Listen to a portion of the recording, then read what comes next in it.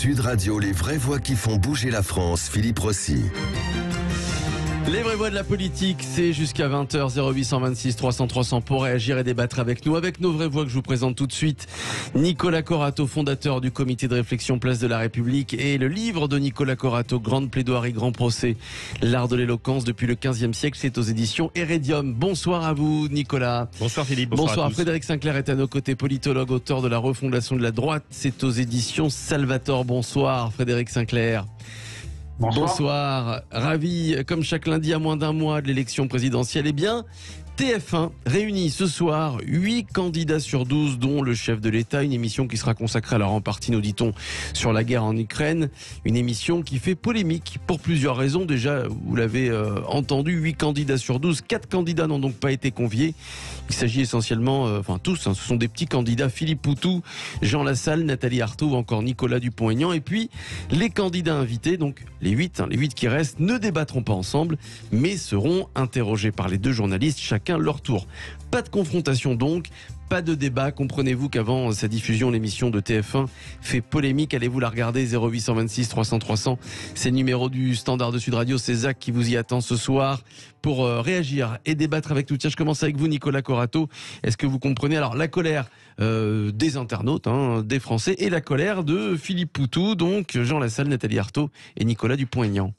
Oui, je peux comprendre dans le sens où rien n'interdisait à TF1 d'ouvrir à tous les candidats qui avaient obtenu leurs 500 parrainages. Il n'y a pas de règle. Alors, si, non, il n'y a pas, il n'y a pas de règle qui interdit de tous les recevoir. Ouais. Il y a une règle qui permet de justifier de ne pas tous les recevoir, c'est la fameuse règle de l'équité. Voilà. Règle de l'équité, donc le crédit de temps de parole les plus importants, regarde les critères de l'Arcom. Donc les critères de l'Arcom, c'est quoi? C'est tout simplement basé sur les sondages qui calculent le poids politique de chaque candidat.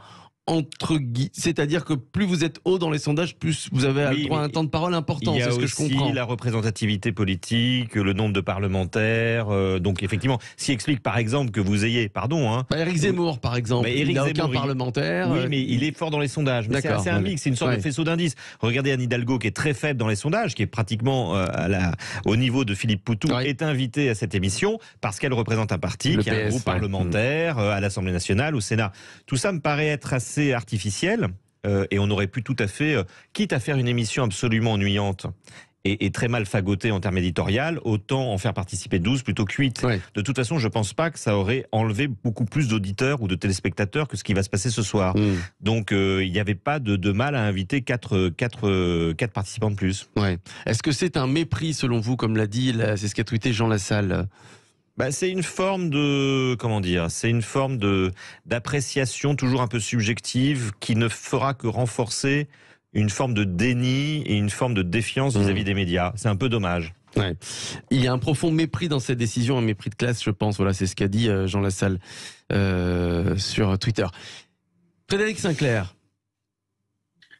Moi, je constate que Emmanuel Macron a imposé son schéma pour ce premier tour, puisqu'il n'y aura pas de débat, puisque il n'y a pas de confrontation. Vous l'avez dit, il y a une succession de candidats face à des journalistes. Finalement, c'est ce qu'on a à peu près tous les matins sur les radios et les chaînes de télévision, compilés à TF1 pour une soirée. Est-ce que ça va être attractif? Je pense pas. J'ai vraiment l'impression que on s'annonce une longue logorrhée interminable avec toujours le même journaliste qui pose toujours les mêmes questions. Ça risque d'être extrêmement pénible et donc je suis pas certain que ça soit dans l'intérêt de TF1. D'avoir fait quelque chose comme ça. J'ai l'impression qu'en plus des critiques des internautes avant l'émission, on va avoir droit aux critiques après l'émission qui, à mon avis, seront beaucoup plus cinglantes. Et puis, quand même, la démocratie, c'est le débat. Alors, on peut regretter les débats lamentables. On en a eu un il n'y a pas longtemps entre Éric Zemmour et Valérie Pécresse. catastrophique, terrible. Mais c'est un débat, voilà. Je veux dire, les personnages politiques n'en sortent pas grandis, mais en attendant, ils ont eu le moyen de s'exprimer, de confronter leurs idées, à chacun de faire valoir son talent, ses capacités. Il me semble que c'est un vrai problème, et je rajouterais que pour que notre démocratie se porte bien, il faut faire une place à ces candidats qu'on dit petits, parce qu'on peut aussi avoir des surprises dans ces dernières lignes droites, et je trouve que c'est dommage de s'en priver. Alors vous évoquiez Emmanuel Macron qui a refusé donc le débat à quelques semaines du premier tour. Ceci dit, les autres chefs d'État, et il l'a dit Emmanuel Macron, les autres chefs d'État n'ont jamais débattu avant le premier tour. Donc première justification d'Emmanuel Macron. Deuxième justification, alors là elle est signée Jean-François Eliaou, député La République En Marche, qui justifie que le chef de l'État ne débatte pas avec les autres candidats. Voici ce qu'il a dit sur Twitter: la qualité des personnalités en lice ne justifie pas que l'on s'abaisse à discuter avec eux. Frédéric Sinclair. Oui, c'est méprisant, c'est méprisant comme habituellement. Hein. La qualité des candidats en lice, enfin, ça veut dire quoi cette qualité des candidats en lice? Ça me paraît inaudible comme argument. Ensuite, je pense que le débat fonde la spécificité de la démocratie telle qu'on la comprend en Occident depuis Platon. On n'atteint la vérité que par une dialectique. Platon discute avec ses interlocuteurs constamment, et c'est par cette discussion qu'il se rapproche petit à petit d'une vérité philosophique, c'est-à-dire il lâche l'opinion politique pour accéder à une forme de vérité politique. C'est pas moi qui l'invente, c'est 2500 ans d'histoire chrétienne. Alors, occidentale. Je peux comprendre que ça ne soit pas au bénéfice d'Emmanuel Macron, mais je comprends pas que les journalistes, les chaînes de télévision, les médias, les penseurs du politique ne se soient pas à un moment posé un peu plus cette question en disant ok, est-ce qu'on prend le risque de marginaliser le président et de faire débattre néanmoins, c'est-à-dire de travailler à trouver des moyens de faire débattre tous les candidats. Moi, je pense que cette dynamique aurait été vertueuse et que Emmanuel Macron, si finalement il avait perdu des points dans les sondages, peut-être qu'il se serait rallié. Il me semble que les médias mainstream, comme on les appelle, se sont pliés un peu trop facilement au diktat présidentiel. Alors, Nicolas Corato, est-ce qu'il a tort, Jean-François Eliaou? Alors, est-ce que c'est méprisant? Oui. Oui. Est-ce que c'est vrai? On peut en discuter. On peut discuter de la qualité du débat et des candidats qui sont en face d'Emmanuel Macron. En tout cas, tous les Français sont d'accord pour dire que la qualité du débat est plutôt médiocre. Plutôt médiocre. Oui. Et ce qui change la donne quand même, parce qu'on a un président sortant qui voulait renverser la table et qui l'a renversée d'une certaine manière en 2017. On aurait pu imaginer, voire espérer que ce candidat-là renverse la table, y compris en 2022, en participant à tous les débats. Bon. Il y a un contexte un peu particulier et moi j'aurais du mal, alors que je ne suis pas macronien, à imaginer notre chef de l'État appeler le matin Vladimir Poutine et débattre le soir avec Nathalie Arthaud et Jean Lassalle. Pardonnez-moi, et c'est peut-être méprisant, et je l'assume complètement, mais je pense qu'en tant que citoyen français, j'imagine que mon président a autre chose à faire. Voilà. Et je le dis de manière très claire, très posée, et je l'assume complètement. Je pense qu'on est sur véritablement deux contextes très différents.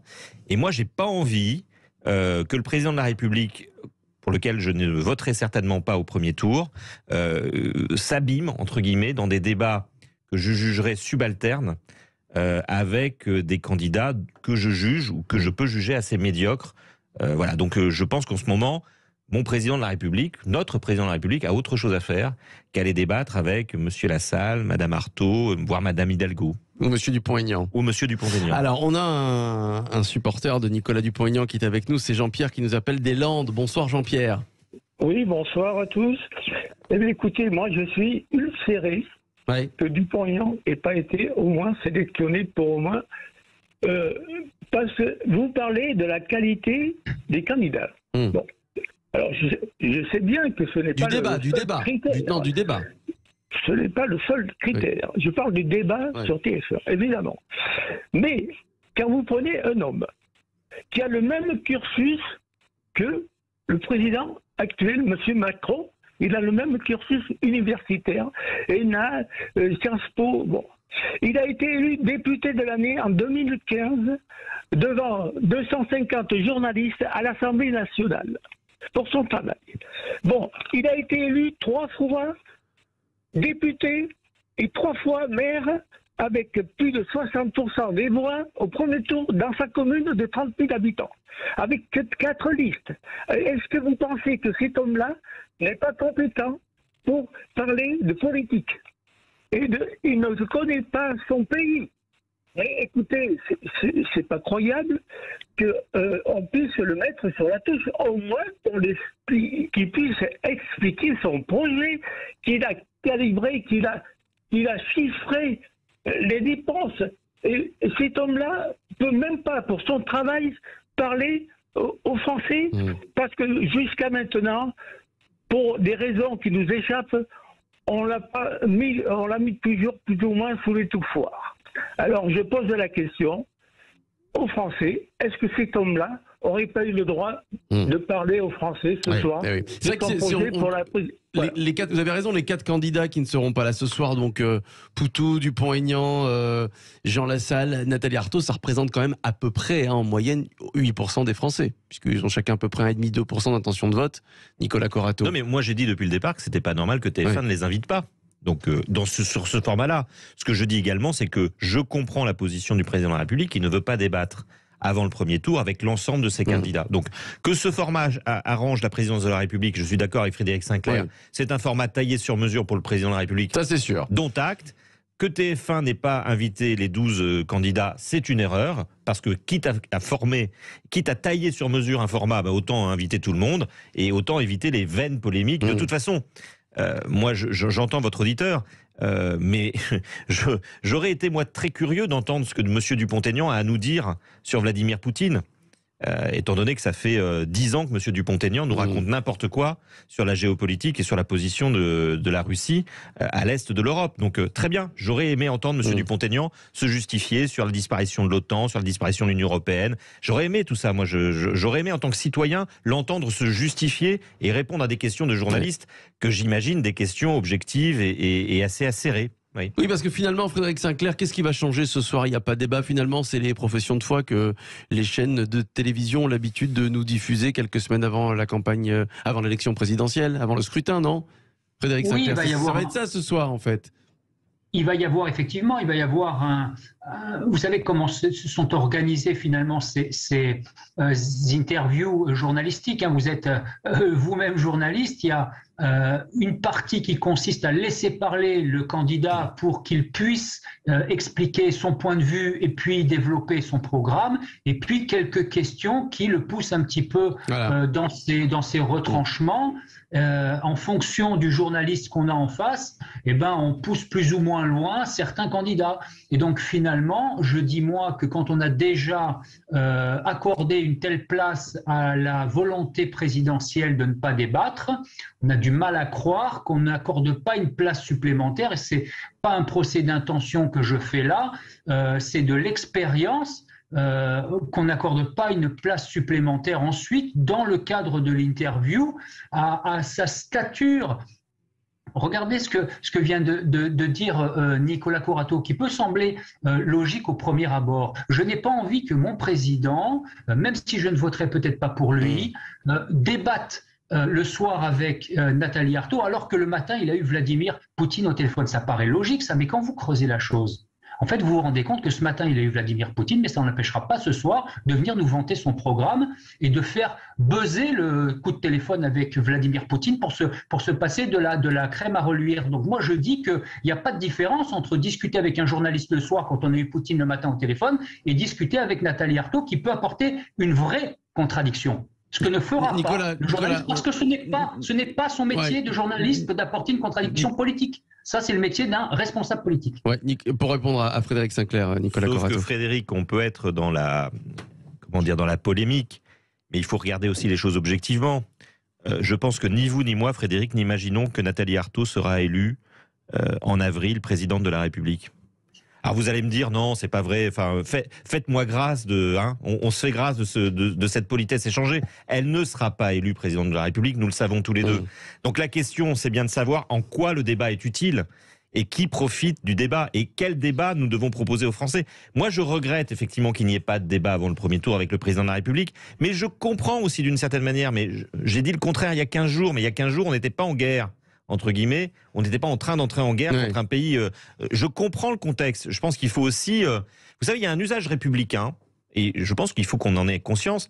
Quand le pays connaît une crise majeure, généralement, on laisse le gouvernement, quelle que soit son opinion politique, travailler, exercer ses fonctions, exercer ses missions, et on évite les polémiques stériles. Moi, je pense en pleine tempête, on ne change pas le commandant à bord. Mais en pleine tempête, on laisse le commandant travailler et on va pas l'embêter avec des histoires de détails. Et là, on est dans le détail. Là, véritablement, on est dans le détail. En revanche, moi, je tiens énormément au débat de l'entre-deux tours, et j'espère d'ailleurs qu'il y aura un candidat valable au second tour face au président de la République sortant, si le président de la République sortant, comme les sondages nous le prédisent, est présent au second tour, mais un candidat qui saura débattre avec le président de la République pour proposer un vrai choix de société. Allez, dans un instant sur Sud Radio, après le débat de face à Valérie Pécresse, souvenez-vous, Zemmour-Pécresse était il y a quelques jours et confronté à des sondages qui stagnent, voire selon les instituts des sondages en baisse. Le camp Zemmour commence à douter, à s'inquiéter. Zemmour éliminé au premier tour. Selon vous, le match est-il plié? 0826 300 300. On en débat dans quelques minutes avec Nicolas Corato, Frédéric Sinclair et vous évidemment. À tout de suite. Sud Radio, les vraies voix qui font bouger la France, Philippe Rossi. Retour des vraies voix de la politique sur Sud Radio avec Nicolas Corato, fondateur du comité de réflexion Place de la République, Frédéric Sinclair qui est avec nous, politologue. Le camp Zemmour qui commence à douter, à s'inquiéter, surtout après le débat de la semaine dernière face à la candidate LR Valérie Pécresse. Des militants suite à ce débat écouté qui ont été très déçus. Pour moi, franchement, c'était un carnage ce truc. J'étais dans un état, j'allais péter un câble. Et quand je dis péter, j'étais choqué. J'étais avec des gens devant le débat, on était déçus. Tu peux même pas t'imaginer à quel point. Pour moi, je me suis dit, mais qu'est-ce qui s'est passé? C'est une catastrophe. Et voilà, une catastrophe. Alors, ils étaient tous réunis dans un space Twitter. Là, c'est un espace privé du réseau social, mais finalement, le camp de Valérie Pécresse, on ne sait pas comment, a mis la main sur ces enregistrements. Et bon, c'est de bonne guerre à diffuser ça sur les réseaux sociaux. Mais bon, ce n'est pas seulement la prestation d'Éric Zemmour qui inquiète ses militants, mais également les sondages. Selon le dernier rolling IFOP fiducial, Éric Zemmour est crédité de 13% d'intention de vote. Marine Le Pen est à 19%. Loin devant, il y a encore, c'est pas si loin que ça, un mois et demi. Éric Zemmour était à 15, voire 16, étalonné Marine Le Pen. Est-ce qu'ils ont raison d'être inquiets, Frédéric Sinclair, les soutiens, les militants d'Éric Zemmour? Oui, enfin, les avis vont évidemment évoluer en fonction des personnes qui vont répondre, mais le politologue qui regarde l'évolution des chiffres depuis assez longtemps et cette stagnation, et puis comme vous le dites, cet affaissement progressif, vous dit oui. Après, on peut essayer d'expliquer les raisons, mais en 2 secondes, je vous dis oui, ils ont raison d'être inquiets, et je pense que à moins d'un retournement massif, un événement majeur entre aujourd'hui et le 10 avril, je ne vois pas ce qui pourrait faire changer les choses. Et je dois dire que j'avais pronostiqué Macron-Le Pen de toute façon en septembre dernier, c'est-à-dire qu'il me semble que pour des raisons idéologiques que je développerai peut-être après, Éric Zemmour aurait, dès le début, beaucoup de mal à prendre la place de Marine Le Pen. Il n'y a pas un vote caché, Éric Zemmour, comme on l'entend souvent, Frédéric Sinclair? S'il existe, en fait, s'il existe chez les abstentionnistes, mais ce vote caché, il me semble de plus en plus difficile à aller chercher. Pour une raison, je vais vous le dire en 2 mots. En fait, ce qui se passe, c'est qu'on a un Emmanuel Macron, qu'on l'aime ou qu'on l'aime pas, qui incarne bien le camp libéral, le camp même néolibéral, c'est-à-dire à la fois au niveau politique, libéralisme sociétal, progressiste, et puis le néolibéralisme économique tel qu'on l'entend, un social-libéralisme. Et donc, quelque part, il rassemble les bourgeois des 2 côtés, gauche et droite. Face à ça, il faut essayer d'incarner quelque chose de très lisible. Et Marine Le Pen, c'est ce qu'elle fait. Elle est traitée de gauchiste par les partisans d'Éric Zemmour parce qu'elle serait économiquement trop proche de Jean-Luc Mélenchon. Sauf qu'en étant antimondialiste ou altermondialiste et localiste, elle s'inscrit dans une forme d'illibéralisme économique. Et donc, son illibéralisme politique est aussi complété sur un versant économique. Et donc, on comprend bien pourquoi elle n'est pas potentiellement proche d'Emmanuel Macron, sauf que Éric Zemmour et aussi sa nouvelle ralliée Marion Maréchal Le Pen, les deux ont un versant économique libéral. Les deux veulent faire du capitalisme pour redistribuer les richesses à ceux qui n'en ont pas, cette classe moyenne qu'on dit oubliée. Donc fondamentalement, il y a sur le versant économique d'Éric Zemmour une souscription au dogme néolibéral, qu'il le veuille ou pas. Et donc il ne l'appelle pas libéralisme, il se dit pragmatique, et c'est quand même ça qui pose problème. Et donc il est moins bien identifiable. Et on se rend compte aujourd'hui que sur un certain nombre de sujets non régaliens, il peine à faire la différence avec Emmanuel Macron, avec la droite de Valérie Pécresse, voire même avec la droite de François Fillon. Il croyait qu'il allait pouvoir faire l'union. Manifestement, c'est pas si simple que ça. Nicolas Carato, vous êtes d'accord avec Frédéric Sinclair? À un mois, voilà, on est à moins d'un mois du scrutin. Le match est plié? Alors, je suis en partie d'accord, peut-être pas pour les mêmes raisons avec Frédéric Sinclair, mais c'est souvent le cas d'ailleurs. Je pense d'abord, Éric Zemmour a fait le yo-yo depuis le début de cette campagne électorale. On l'a vu baisser à chacun de ses outrages ou de ses outrances et puis reprendre du terrain ensuite quand il avait un peu d'espace médiatique. Mais ce qui arrive est beaucoup plus structurel. Ce qui arrive en fait, c'est que le roi est nu, Éric Zemmour est nu. Et y compris ses sympathisants se rendent compte qu'il s'est trompé sur à peu près tous ses diagnostics. La peur qu'il nous a vendue n'est pas la bonne. Éric Zemmour nous a dit qu'il fallait avoir peur de l'islam, qu'il fallait avoir peur d'une croisade djihadiste qui viendrait du sud de la Méditerranée et qui remettrait en cause la sécurité de la France et la civilisation, la supposée civilisation chrétienne européenne. Finalement, on voit aujourd'hui que la peur, elle est située à l'est de l'Europe, de la part d'un régime que soutient M. Zemmour, ou que soutenait M. Zemmour, dont M. Zemmour avait fait une forme de modèle, un régime qui mène une croisade sur des fondements chrétiens contre un autre peuple chrétien. Bref, tout le suicide français, tout le livre de Zemmour, que vous pouvez reprendre de la première page jusqu'à la dernière, est complètement démenti par la géopolitique actuelle.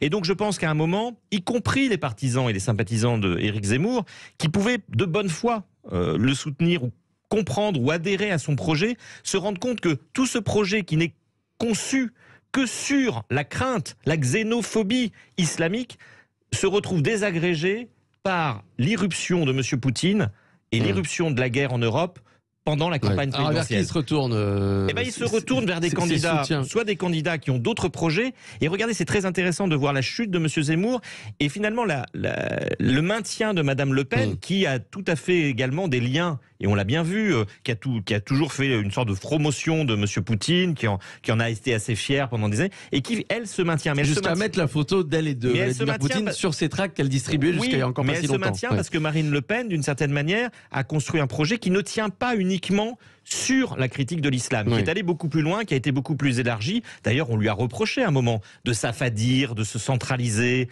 de se dédiaboliser un peu trop par rapport à Éric Zemmour, qui était resté très radical sur cette question-là. Mais on voit bien que la question de l'islam n'explique pas tout. La question de l'islam n'arrive pas à expliquer le comportement de M. Poutine. La question de l'islam n'arrive pas à expliquer la peur et le risque que représente la Russie aujourd'hui pour la paix en Europe. Donc, Monsieur Zemmour, finalement, est un candidat qui se retrouve déprogrammé, déconceptualisé, qui n'a plus de corpus politique parce que la géopolitique lui donne tort et que la réalité lui donne tort, et à qui il reste un mois finalement pour retrouver un équilibre, pour retrouver un squelette politique, une ossature politique, ce qu'il ne pourra pas faire pendant un mois. Alors, il nous reste un petit peu moins de 3 minutes. Admettons que ni Éric Zemmour ni Marine Le Pen ne gagnent cette élection présidentielle, c'est probablement ce qui va se passer. Quel est l'avenir, selon vous, Frédéric Sinclair? Quel serait l'avenir de Marine LePen, puisqu'elle a déclaré que c'était sa dernière élection présidentielle, et quel serait l'avenir d'Éric Zemmour? Alors, Éric Zemmour, le mouvement qu'il a lancé me paraît beaucoup plus prometteur pour l'après 2022 que pour l'avant. C'est-à-dire que dès le début, j'ai pas trop cru à sa capacité à être au second tour, voire à l'emporter à l'élection présidentielle. En revanche, je pense qu'il incarne quelque chose dans le paysage politique de nouveau, et je crois que inscrire son mouvement dans la durée pourrait être intéressant, notamment sur le jeu entre les deux droites radicales. Pour ce qui concerne Marine Le Pen, Je ne crois pas du tout que ça sera la fin de sa carrière politique. Elle l'a d'ailleurs dit. On a mal interprété ses propos sur la dernière élection présidentielle. En réalité, elle a bien compris qu'on cherchait à la pousser vers la sortie, et je crois qu'elle ne veut pas du tout être poussée vers la sortie par le camp Zemmour. Donc à mon avis, elle sera encore là. Il faudra compter avec elle dans l'après 2022 si Emmanuel Macron était effectivement réélu. Nicolas Corato. Je pense qu'Éric Zemmour a un atout, c'est qu'il a su mobiliser une génération de militants, de nouveaux militants, jeunes, issus pour la plupart de la Manif pour tous, et qui l'ont accompagné et qui accompagnent sa campagne. Ce qui lui donne un atout parce que la nouvelle génération militante de droite, elle est plutôt chez lui. Et ça, c'est une vraie question qui se pose notamment au LR ou à d'autres formations comme le Rassemblement National, dont les sympathisants et les militants vieillissent plutôt. Bon, ça c'est le premier point. Après, politiquement, je pense que la défaite au premier tour, la défaite au premier tour de M. Zemmour impactera nécessairement sa défaite, y compris aux législatives, y compris dans la recomposition de la droite. Moi, je ne crois pas qu'Éric Zemmour sera au centre de la recomposition de la droite. Je pense qu'il y a un homme qui sera au centre de la recomposition de la droite, qui s'appelle Édouard Philippe, qui le fera dans le camp de la majorité présidentielle, puis au fur et à mesure en dehors du camp de la présidentielle. Mais c'est autour de lui, autour de ce pivot, que ça fonctionnera. Quant à Marine Le Pen, elle continuera à gérer l'épicerie familiale jusqu'à ce que, non pas mort s'en suive, mais jusqu'à ce qu'un nouveau successeur familial se présente et reprenne l'épicerie. Merci Nicolas Corato, fondateur du comité de réflexion Place de la République et auteur du livre Grande plaidoirie, grand procès. C'est aux éditions Iridium. Merci à vous Frédéric Sinclair, politologue, La refondation de la droite, c'est votre livre aux éditions Salvator. Dans un instant, le Loft